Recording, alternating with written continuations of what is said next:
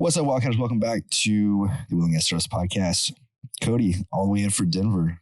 What's up, dude? Glad to be here, man. Dude, I feel like it's been a long time coming. We were talking Energy Tech Night, just about like the Denver energy tech scene. You know, it's been booming for quite a long time. We're talking about our mutual friend Jim Thorson. Jim Thorson, if you're listening, he's an OG in the space. I mean, this guy like knows everybody who's anybody really in energy tech. Oil guy, kind of turned VC, invest in a lot of tech companies. So shout out to Jim. Yeah, I've had coffee with Jim a couple months ago, and he got me connected to some really great people and some really great events coming up. And yeah, he's a great guy to talk to, and just like you said, he just knows everybody. So at ETN, we were talking, and I wanted to ask you so many questions about information technologies, but I was like, I know we're going on the podcast in 2 days. Let's save all the questions. So for everybody listening, and for me, because I still have no clue what you guys do, which is wonderful. I love coming to these this way. What is information technologies? Yeah, information technologies. We built the information technologies app. We call it the WIT app. It's a cloud-based job reporting tool for oil and gas. Yep. The main goal is to make it so I knew this was going to happen. The phone guy threw me off a little bit.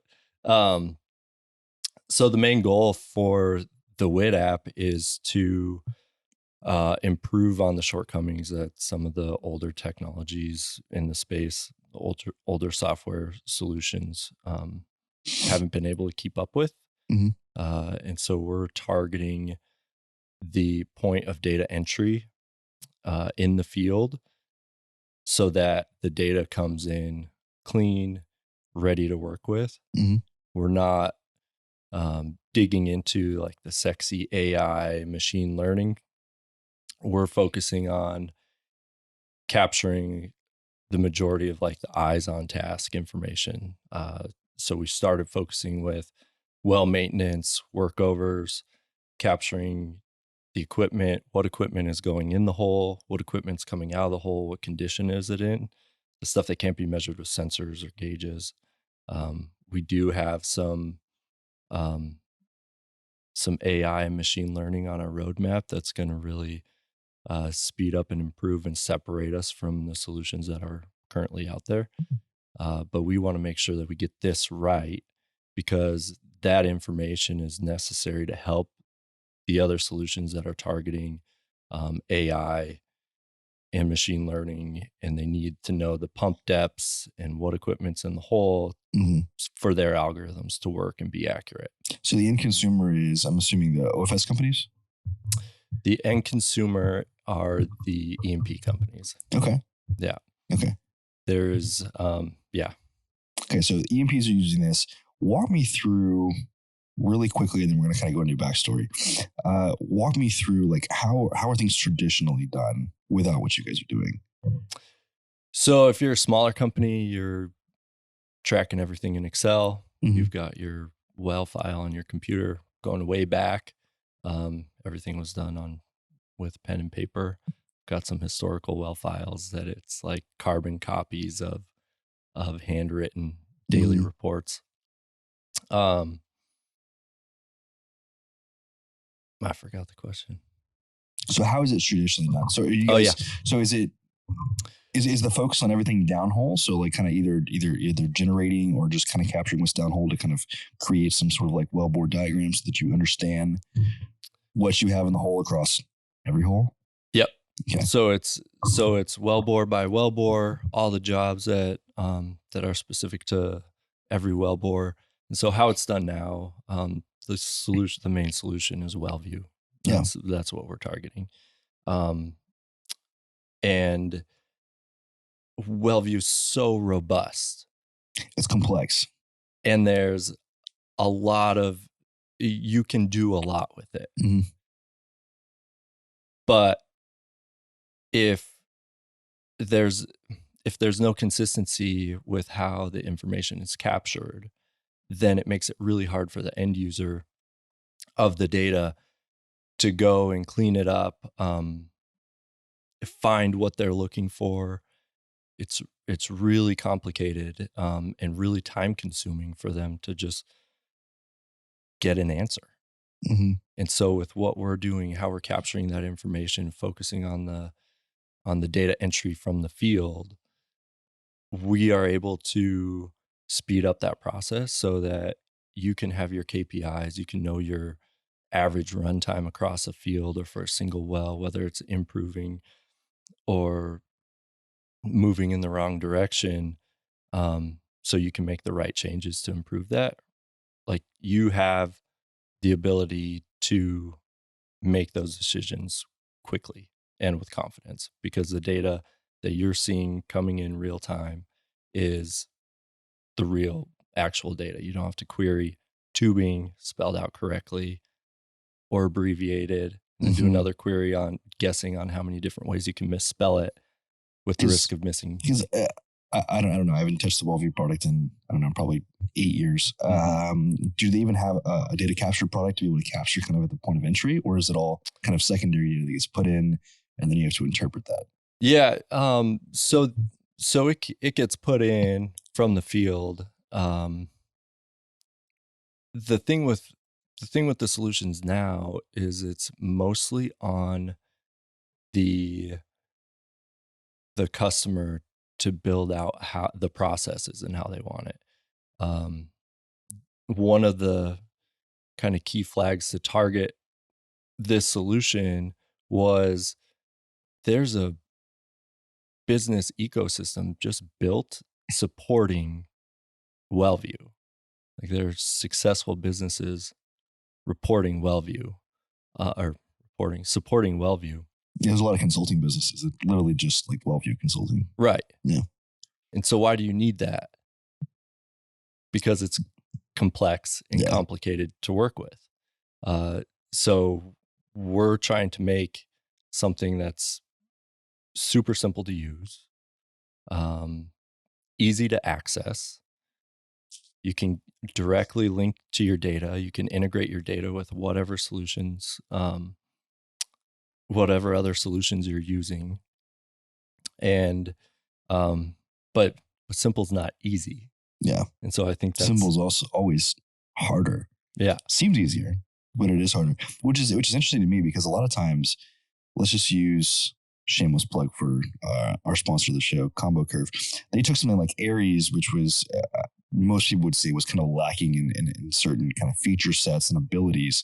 And they go and they do make certain things simple, but it is very, very like robust, and they do it in a very like streamlined way. Whereas with this, I guess it is kind of similar in some ways and maybe different in other ways, but this is, you're taking something that's like so robust and then streamlining it in a way that's making life a little bit easier. So you're kind of like stripping out some of the maybe the unnecessary stuff to make their lives easier. Exactly. What Jeremy and Armand have done with CombuCurve is exactly the goal of what Information Technologies is to WellView. Those guys are crushing it. Shout out to CombuCurve. Yeah, they're doing a great job. So before we go any further, what's your background? How did you start in the industry? And then let's walk up to this idea. Yeah. Colorado School of Mines grad. I don't think we've had a lot of School of Mine guys on here. You could be one of the first. Greg Milligan. Greg Milligan? Yeah. Okay. You're right. Yeah. Yeah. Shout out, Greg. Yeah, there's been a few others. You've had some great people on the podcast. But graduated Colorado School of Mines, moved to Montana, worked for an operator in Montana, super familiar with Williston Basin, got to see it just explode during the boom. Came out in 2009 and started cutting my teeth, and then just... So you're an engineer? Yep, engineer. Okay. So operations engineer with SM Energy for 5 years. Then moved back down to Denver for a job with Enerplus Resources. Did some more production engineering work, and then I moved to the reservoir team. So with my operations experience, I was able to see how information was captured from the field and also be an end user. So I was doing a little bit of both. And then in the reservoir world, I was I was purely just trying to pull as much information as I could. And so I really got to see the difficulties with that. And I ended up finding myself shoulding all over myself. Can't remember where I heard that from, but I think it's a great way to describe it. Saying like, this should do this or this should do that. And slowly started to realize there's an opportunity there. You said shoulding? Shoulding. Okay. Yeah. I thought you said you were shitting all over yourself. Yeah. I'm like, oh God. Nope. This shoulding. is a great story. I can't wait to see where this Yeah. goes. But yeah, just constantly saying should, wishing all these things would be better. And then I started thinking like, well, why not me? Yeah. And you started seeing some of these new technologies enter into the space, and that why not me started to grow a little bigger, but it was still intimidating and scary. And then finally it was asking myself, well, I'm not going to be the only one with this idea. Am I going to kick myself? How hard am I going to kick myself when I see somebody else doing it? And that's when it finally dawned on me, like, I have to do this. Yeah. So was this something that you started, were you kind of like paralleling it for a while? Or was it like, I'm out, I'm going all in, kind of day one, I'm going to develop this app? Like, walk me through that. Yeah, it was, I started kind of trying to pull pieces together and looking into my network to see like what resources I had to actually build an application. And so the paralleling piece was just a lot of like sketches in a notebook and workflow process diagrams, and then trying to network to figure out how to actually build this. Was like building the process of like building an app as you're kind of going through the research, was it harder or easier than expected? It was harder. Yeah. I mean, it's a learning process. Yeah. So, I've heard you mention many times like the no code route, and there's so many different ways to go about that. And I thought I could build it myself, and digging into it, I just realized that because the application is, I mean, it's not like we're taking on a super niche thing, trying to capture the full job reporting piece, and then the stuff we want to do, expanding off of that. It made me realize I needed, if I'm going to go enterprise and try to replace a solution that's already out there, then I need somebody with more experience. And so I found a group called Elasthesis that we partnered with, and they've been great to work with. And they're able to scale up and scale down based on our needs. And so I left the job, and shortly after was able to get an MVP out the door. And it's exciting. So walk me kind of through like commercialization and like kind of where you guys are at. Like how long ago was that? so I left Enterplus at the end of April of last year. Okay. So we're less than a year old. Less than a year in. How's the startup life? Startup life is exciting. Different type of stress. Gut wrenching. Yeah, the saying is overused, but the roller coaster of being an entrepreneur, feeling like you're going to puke every day. Sometimes puking. Yeah, sometimes puking. But it's been great. Like, so many people have showed up to support.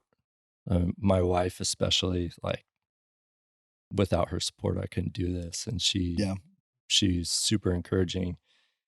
And then just other connections, friendships that I've made throughout my career.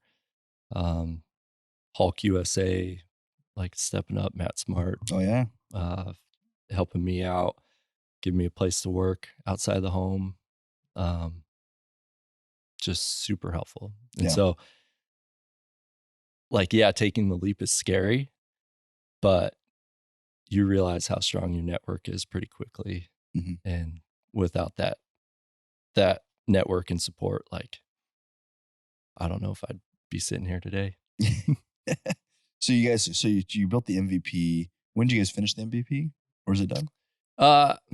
Yeah, I would say we've just finished the MVP. We went live because we were able to. We went live essentially like middle of summer, and we were able to capture all the information we wanted, but not exactly how we wanted for each discipline. And so we just finished out the drilling piece. So we've got drilling completions, well maintenance. We can capture anything from the start of processing permits to plug and abandoning the well. You're trying to capture that entire workflow. Yeah. Like the entire well life cycle. Yeah. So you've got one place that you can go in and see all that information. We've got built-in scheduling tools, so you can see your workover schedule, or you can build out your drilling schedule and completion schedule in there. And you can see all that information in one place. So if you have any questions, you know exactly where to go. We want to be the obvious solution for job reporting in the industry.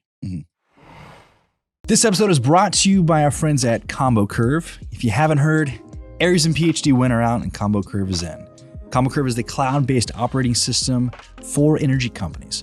The single integrated platform helps your engineering teams become more agile, precise, and efficient than ever before. For the first time ever, you now generate type curves and forecast thousands of wells accurately and in a fraction of the time. Oh, and it can automatically run these forecasts every single day.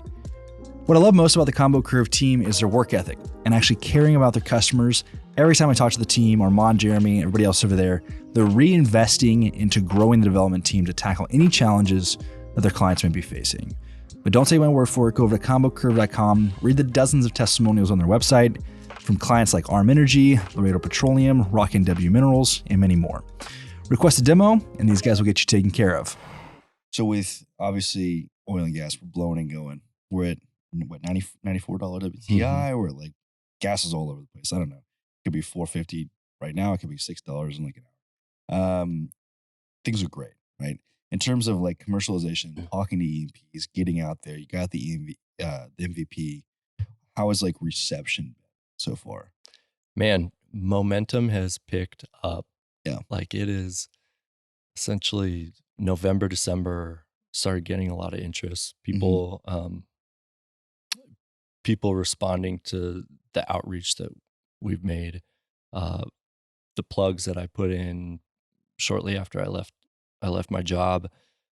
In the fall, people were starting to ping me and say, "Hey, like, where are you at with this? And can we get a demo?" And so it's been really cool. I thought, sort of being less than a year in, getting used to the sales cycle and understanding how dead it gets around the holidays, I was concerned I'd like lost December and January. It's like, oh man, crickets. Man. Yeah. And I was just like plugging away as much as I could because we wanted to get this stuff out. And I thought I'd lost all momentum. Yeah. And then middle of January, things picked up quickly. And it's been really cool to see, like, had I started a year earlier, I don't think people were aware of the need to make a change. Yeah. And now I think it's kind of front and center. With what you guys, and let's talk about the sales cycle a little bit. We haven't really talked a whole lot, like gone deep into the sales side of startups recently. So I want to kind of get back into that of, you're tackling because it is the whole well life cycle. Who are the people that you are talking to? Who are the champions for something like this internally to get them to want to be able to demo it and to trial it, and hopefully use it? Yeah, it depends a lot on the size of the company. Yeah. So bigger companies, we're looking for niche projects. So like P&A campaigns, that type of stuff for the majors. for the midsize and some of the smaller companies, we've been focusing a lot on the production teams because they're the ones that from my experience, that's where a lot of the frustrations seem to occur. The drilling side, completion, all that information, there's great products out there that are capturing that information. And so the goal is to not duplicate any data entry.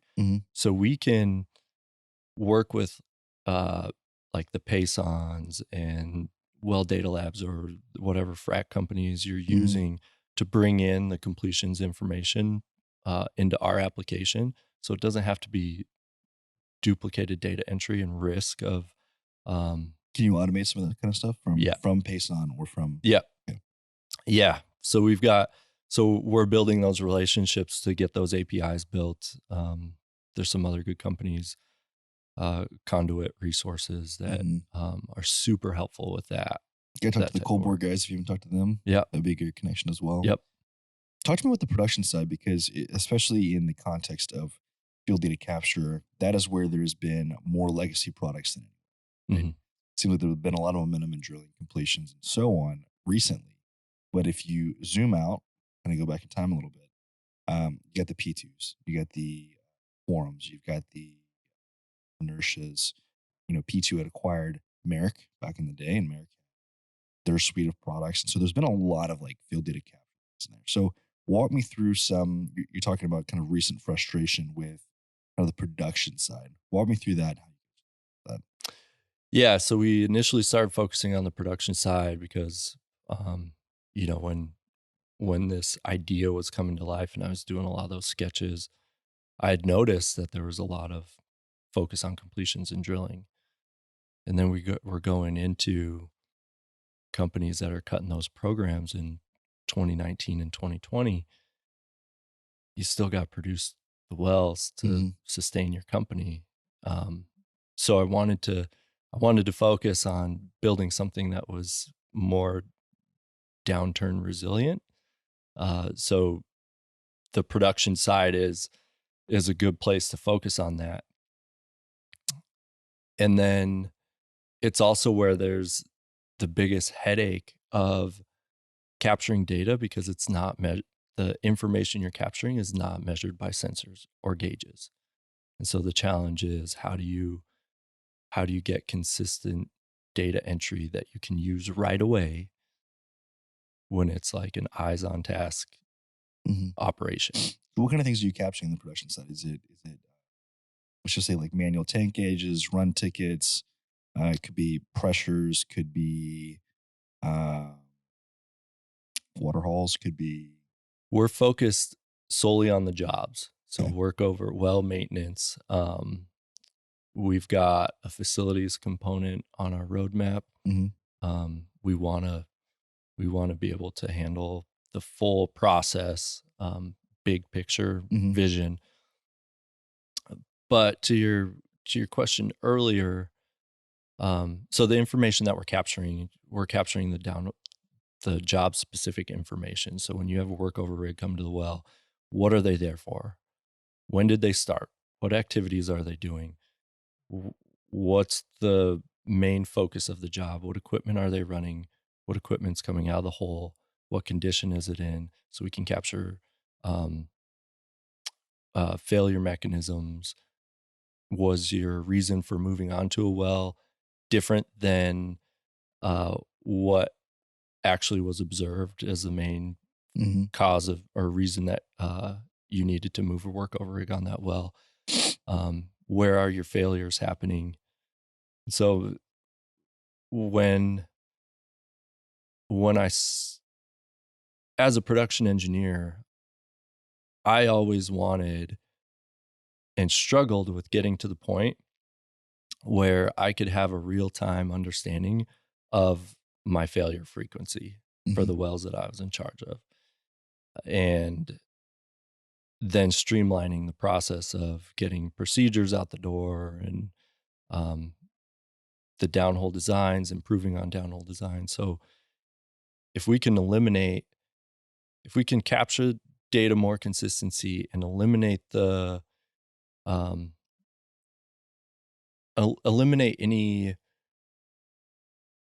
eliminating a design that caused a failure before, but because that information wasn't captured in a way that was either able to be seen or could be misunderstood in some way.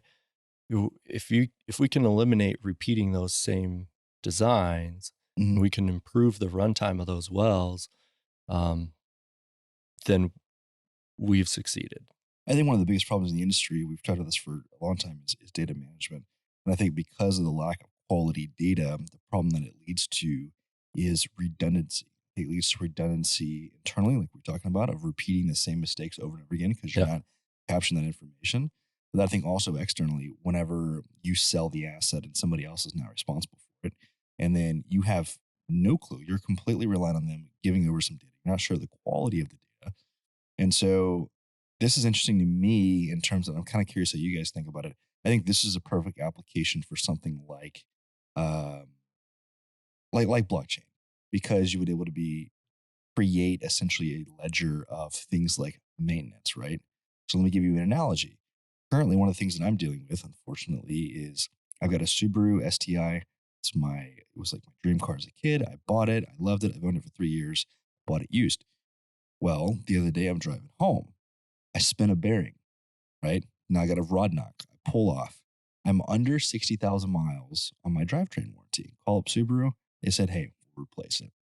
They go through, they tear down the motor, and they just called me yesterday and said, we're not going to cover it. And I said, why aren't you going to cover it? They said, you turned up the boost in the car. You've ordered the warranty. I said, I did not turn up the boost in the car. I have not modified the car whatsoever. The car is completely stock. And they were like, oh, well, maybe somebody else did it before you. And I said, how the hell am I supposed to know that?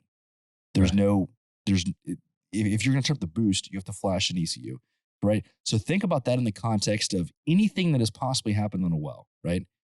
That you may not know about that could be absolutely catastrophic to somebody else who's buying that later, right? Yep. And it's that kind of redundancies of like, why don't we have some sort of immutable ledger, right, for every single well that ties into every single servicing, so you can literally go in with a billion KPIs and understand exactly from inception to now Yeah. what is what. And I know that's like a monumental undertaking, but it's something that I've thought a lot about in this context at the well level, but also like the title level of like every time you come in to buy assets, companies are going in and running title behind 9 other landmen that have already run title. Yeah. That level of redundancy is wasteful, right? Yep. And there are technologies out there and there are ways to get that to have widespread adoption. So I'm curious, that was a long rant, but that's a little bit of my frustration internally. And I'm just kind of comparing it to this space, having done that, having bought wells and understanding that I literally got like 3 spreadsheets with like practically no information. And Yeah. so I'm having to go out there and scour, the OCC and various websites and like well database and things like that, so that I have some sort of understanding as to what was going on with this well in the past, right? And still, we had maybe 10% of the data that was probably ever generated, if that, Yep. right? Yeah. So I see that as like zooming out macro, one of the biggest issues that we have to tackle. And I know some people are like, oh, why am I going to capture all this information? Why do I care about somebody else? Well, it's like, for the same reason, if you're buying assets, you want good data. So you should probably be good stewards of data internally for yourself. And then also as you're passing it on to the next generation, the next operator. Yeah, exactly. And Rant over, but no, your thoughts. you're hitting the nail on the head.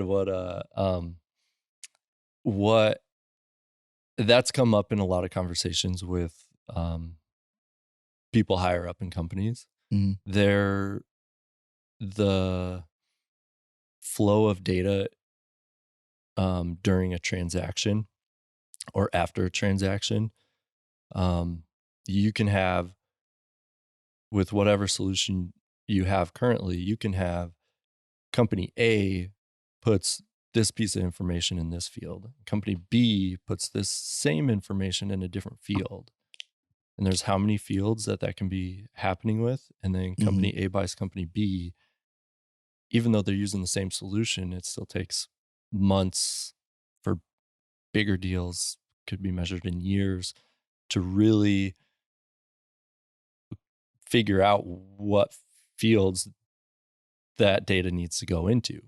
And so what a lot of the higher level folks that I've talked to key in on is that we change the company name, do some things on the back end, and all that information is right there in the same spot it was previously. Yep. And all those wells are right there. So there's a huge amount of time saved from that aspect. Like we could do this.